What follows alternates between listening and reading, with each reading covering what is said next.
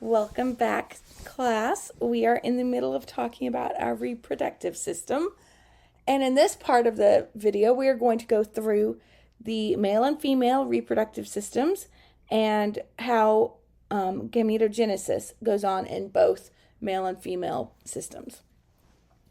So, sexual reproduction in animals requires sperm and egg cells to be joined together. So, the first thing that's going to happen is creating those eggs and sperm. Sperm and eggs are created from stem cells or precursors.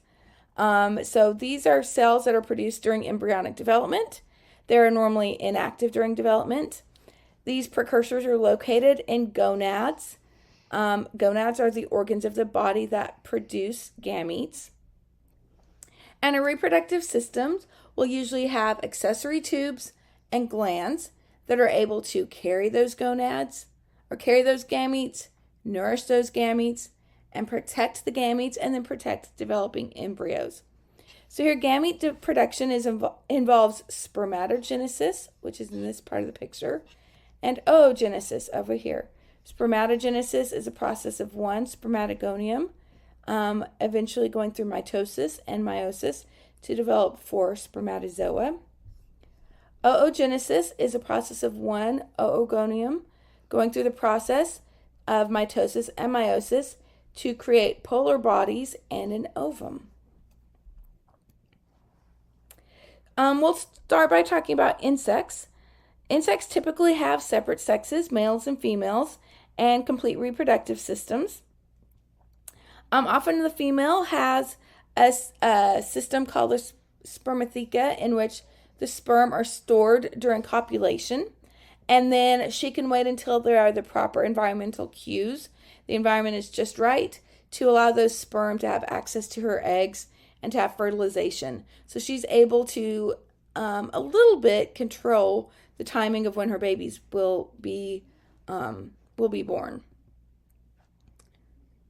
Vertebrate reproductive systems, there's a bit of differences in these systems across different types of animals.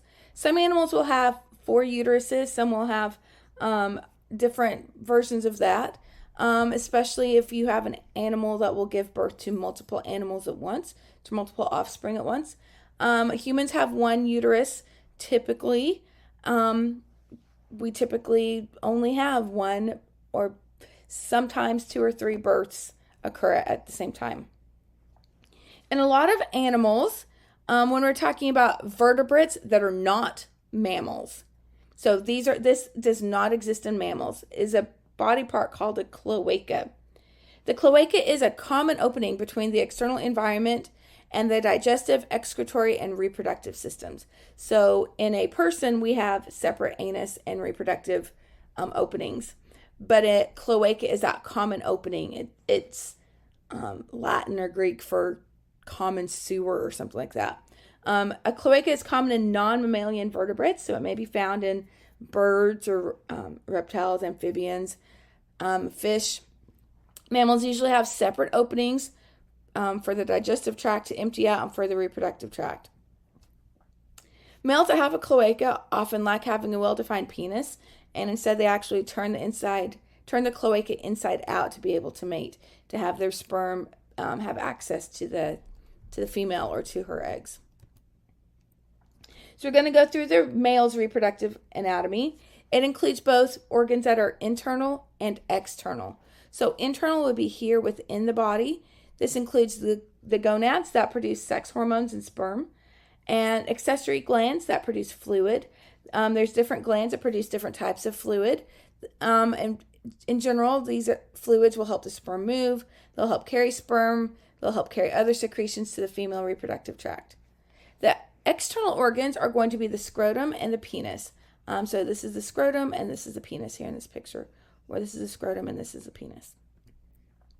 Okay, testes, also called testicles. These are these here. These are external. They produce sperm and testosterone. They have seminiferous tubules. These are these highly coiled tubules here. Here or here. This all of what's here in this circle here. The seminiferous tubules are highly coiled tubules inside the testicle, and this is where sperm is produced. The scrotum, which is the covering of the testes, is able to control the temperature of the it's able to control the temperature of the testes. And it's usually kept about 2 degrees Celsius cooler than body temperature. That's because body temperature is a little bit too hot for sperm. They don't survive very well. So they need to be kept about 2 degrees Celsius cooler. And then again, scrotum, testes together is what makes up a testicle. Okay, here's a question to consider. Why might using a hot tub make it harder for a couple to conceive a child? Okay, next let's go to our ducts. Ducts will carry sperm out of the body. And there are some different ducts here that we're going to follow through. One is the epididymis. This is the epididymis here that collects sperm from the seminiferous tubules. It takes about 3 weeks to make the journey through 6 meters of duct. So your sperm that are produced here in the testicle are going to take about 3 weeks to go through this duct to come to the epididymis. And during that time is when the sperm are going to mature. Ejaculation will expel sperm by muscle contractions into the vas deferens. And the vas deferens is going to come up. This tube that comes up, it's a muscular duct, and it goes around the bladder and joins in with seminal vesicles, or joins in with seminal glands to form the ejaculatory duct. And the ejaculatory duct is what will come here to open to the urethra. Accessory glands are glands that produce secretions. They're not producing the sperm, but they're producing the secretions that accompany that sperm. And altogether, these secretions and the sperm will become the semen that is ejaculated. There's 3 kinds of accessory glands we're going to talk about. First is the seminal vesicles. There are 2 seminal vesicles, and they make most of the seminal fluid. It's kind of thick, it's kind of yellowish, and it's kind of alkaline. It has mucus in it, so it's going to make it kind of sticky, mucusy texture. It has a lot of fructose. Fructose is a type of sugar that is used to feed the sperm. It has coagulating enzymes, ascorbic acid, and prostaglandin in it. Next is the prostate.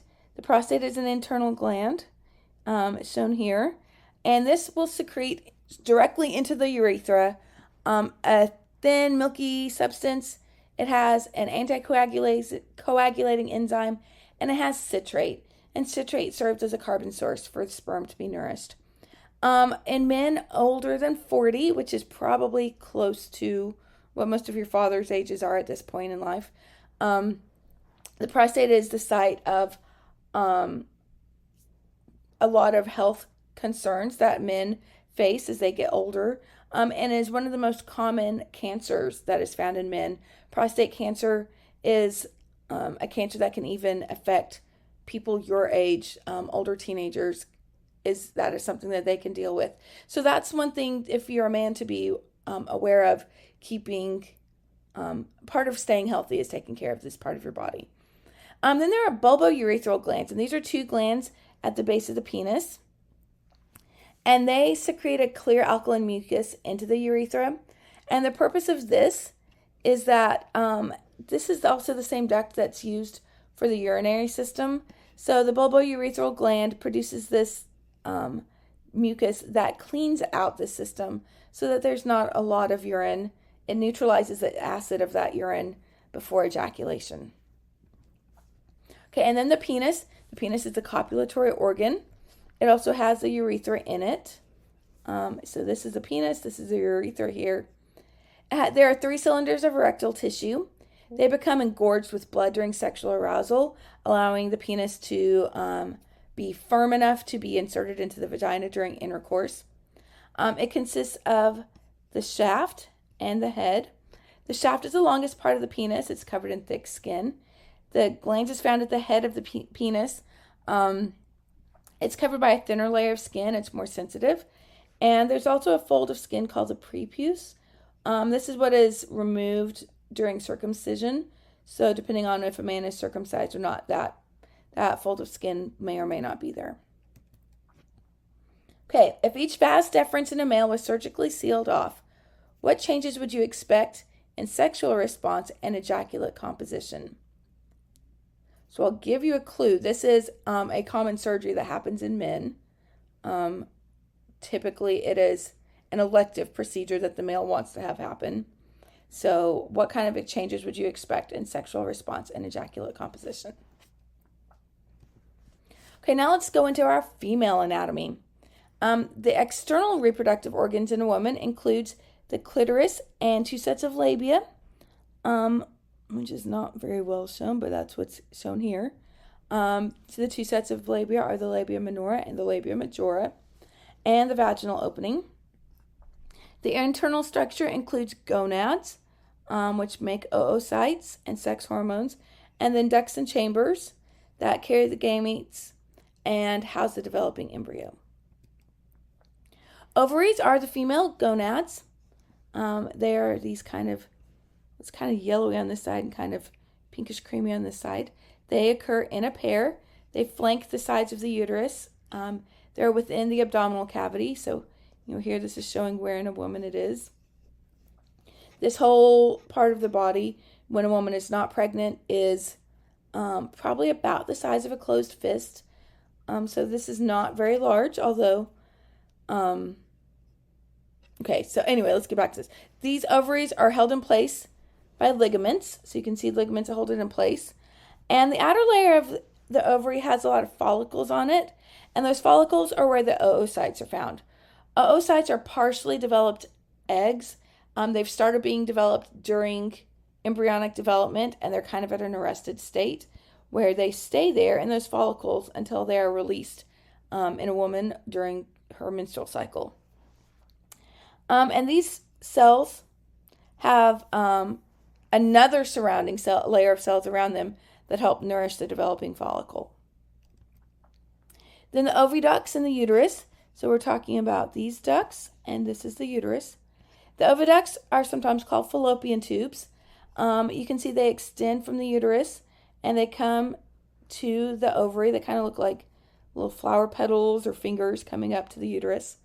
Coming up to the ovary.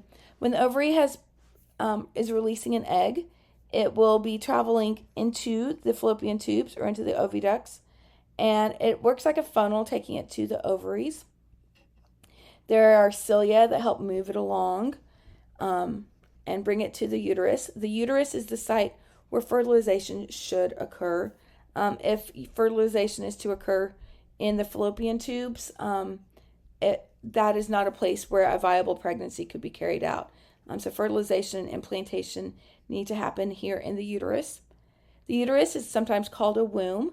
It's thick and hollow and very muscular, and it can expand during pregnancy to accommodate a developing fetus. So if you think about the size of a newborn baby, the uterus expands to hold that baby. The cervix is the neck of the uterus, and this will dilate during pregnancy to accommodate the size of the baby's head. And the cervix leads to the vagina, which is here. The vagina is muscular, but it is also elastic. This is where the penis is inserted, so sperm can be deposited during copulation. It's also the birth canal where the baby is delivered. So the baby that has been growing within the uterus will come out through the vagina in a vaginal birth. And then this opens up at the outside to the vulva. The vulva is the name for your external genitalia. There are two folds, the labia majora and the labia minora. Again, I think this is a terrible picture, but let's go off of this. The labia majora are the thicker folds that are around the rest of the vulva. They surround the urethra and they surround the opening of the vagina. And then there's the labia minora. The labia minora are the thinner folds that are located under the labia majora. And then at the top of the labia minora is the clitoris. And the clitoris has erectile tissue and many nerve endings. So this is a very sensitive site that is sensitive to being touched. Okay, so you should be able to explain what is the difference between the vagina and the vulva. what is the difference in their function, what is the difference in where they're located, their anatomy, be able to describe the differences between them. Then mammary glands are also included in this chapter. They are not part of the reproductive system by any means. You do not have to have mammary glands to make a baby. They do nothing in making a baby. But because they are used to produce milk and feed a baby, they get thrown in with the reproductive system. So here it is. Mammary glands are present in both men and women, but only females are able to produce milk. Typically, as pregnancy nears its completion is when the milk will be able to be produced. A woman doesn't typically produce milk otherwise unless she has had a baby and is nursing a baby. And she'll only produce milk for as long as she is nursing the baby. Okay, then let's talk about gametogenesis. We kind of introduced it at the start of this video. Gametogenesis is the production of gametes. This will occur in both males and females, but the pattern of gametogenesis is going to be different, structurally different, functionally different in men and women. Spermatogenesis is a process that produces sperm. This happens in males after puberty. Oogenesis happens in females to produce eggs or oocytes. This begins before birth, actually during embryonic development, and then is arrested until puberty. And then oogenesis will end with menopause. So spermatogenesis starts at puberty, continues through life. It's a straight line meiosis. So you start with a sperm stem cell, which goes through a few rounds of mitosis. Then you have meiosis, giving you two cells that have one copy of, or a copy of, instead of being two in their end, they have one copy of either of their parents, not two copies of each chromosome. I don't think I'm saying that clearly, but I hope I'm making sense. Then meiosis 2, which leaves you with one chromosome. So you have 4 sperm cells. There are no breaks, there are no pauses. It just goes right through until you develop into 4 sperm cells. Oogenesis is not just a straight line. It starts before birth. And then meiosis 1 is completed before birth. And meiosis 2 is not completed until actually fertilization occurs. So spermatogenesis cells start with a primordial germ cell. That's what this cell is here. This is a spermatogonial stem cell.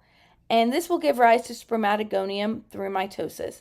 So you have a 2N cell, a 2N cell. So now you have a spermatogonium. Then this will give rise through mitosis to a primary spermatocyte. Then through one round of meiosis, through meiosis 1, you end up with secondary spermatocytes, and these are haploid. Then meiosis 2 gives you secondary spermatocytes, and these are haploid. These are called spermatids, these products of meiosis 2. And then these mature into being spermatozoa. I think I said this wrong. We have a spermatogonial stem cell that goes through mitosis to produce spermatogonium. This goes through mitosis to produce primary spermatocytes. Then meiosis 1 gives you secondary spermatocytes.